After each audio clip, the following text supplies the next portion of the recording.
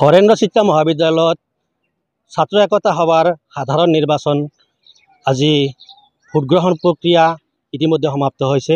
2024-25 বৰ্ষৰ ছাত্ৰ একতা সভাৰ যি সাধাৰণ নিৰ্বাচন আছিল, সেই সাধাৰণ নিৰ্বাচনৰ ভোটগ্ৰহণ প্ৰক্ৰিয়া ৰাতিপুৱা 9 বজাৰ পৰা আৰম্ভ হৈছিল আৰু ইতিমধ্যে সমাপ্ত হৈছে আৰু খন্তেক সময়ৰ পিছতেই ভোট গণনা আৰম্ভ হ'ব।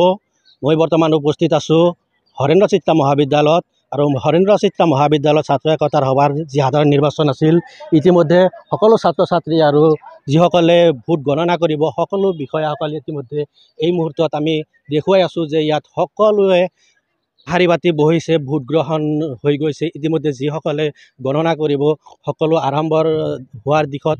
গতিকে সকলোকে আমি বিলাইব অসমৰ সকলো দৰ্শককে আমি হৰেন্দ্ৰ চিত্ৰা মহাবিদ্যালয়ৰ যি ছাত্ৰ একতা সভাৰ যি সাধাৰণ নিৰ্বাচন আছিল, সেই নিৰ্বাচন প্ৰক্ৰিয়া ইতিমধ্যে সমাপ্ত হৈছে আৰু খন্তেক পিছতেই ভোট গণনা আৰম্ভ হ'ব। ভোট গণনা হোৱাৰ পিছতে যি হয়তো ফলাফল লাভ কৰিব, সকলো ফলাফল আমি বিলাইব অসমৰ জৰিয়তে আমি দিয়াৰ চেষ্টা কৰিম। গতিকে এয়া হৈছে আৰু কিমানজন প্ৰাৰ্থী আছিল, কিমানজন প্ৰাৰ্থীয়ে প্ৰতিদ্বন্দ্বিতা আগবঢ়াইছিল আৰু কিমান ভোটাৰ আছিল, কিমান ভোট গ্ৰহণ সম্পন্ন হ'ল, সকলো বিষয়ত আমি ইতিমধ্যে কথা পাতিম। হৰেন্দ্ৰ চিত্ৰা মহাবিদ্যালয়ৰ যি নিৰ্বাচনী বিষয়া আছিল ইনামুল হক, তেখেতৰ সৈতে আৰু হৰেন্দ্ৰ চিত্ৰা মহাবিদ্যালয়ৰ যি অধ্যক্ষ আছে জাকিৰ হুছেইন ডাঙৰীয়া, তেখেতৰ সৈতেও আমি কথা পাতিবলৈ। আচলতে এইটো আমাৰ বিশেষ তেনেকুৱা উদ্দেশ্য নাই। মূল উদ্দেশ্য হ'ল আমাৰ যে যেতিয়া ভোট গণনা প্ৰক্ৰিয়া আৰম্ভ কৰা হয়, সেই সময়ত বহুতে বাহিৰত সমালোচনা কৰে যে অমুক হৈছে তমুক হৈছে। সেইবিলাক সমালোচনা যাতে আমাৰ মহাবিদ্যালয়ৰ নামত কেতিয়াও নহয়, সেইটোৰ প্ৰতি লক্ষ্য ৰাখি আৰু ছাত্ৰ ছাত্ৰীসকলৰ সম্পূৰ্ণভাৱে 100% ছাত্ৰ ছাত্ৰীসকলে এই ভোট গণনা প্ৰক্ৰিয়াত সহযোগ কৰাৰ কাৰণে তেখেতসকলে যাতে দেখিব পাৰে, সেইকাৰণে প্ৰজেক্টৰ ব্যৱহাৰ কৰিছোঁ।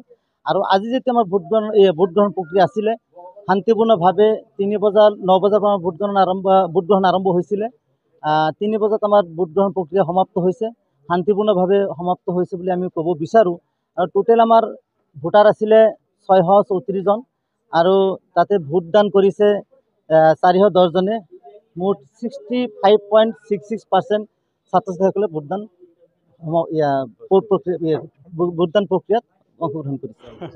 এইটো প্ৰথমবাৰ বুলি কথা নহয়, যিহেতু আমাৰ প্ৰজেক্টৰ আছে সেইকাৰণে আজি অলপ কামত খটাইছোঁ, কিন্তু উদ্দেশ্যটা নথকাও নহয়।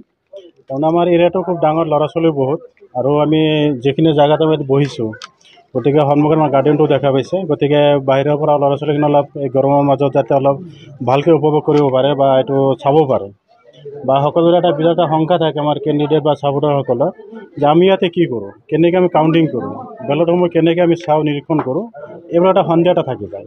গতিকে আমি এনেকুৱা এটা পদ্ধতি এইবাৰ অৱলম্বন কৰিছোঁ যাতে এই সংখ্যাটো কাৰো মাজত নাথাকে। গতিকে ডিছপ্লে আমি দিছোঁ যাতে এইটো সকলো ল'ৰা ছোৱালীকে একে ওচৰৰ পৰা চাব পাৰে, এইটোৱে মোৰ উদ্দেশ্য।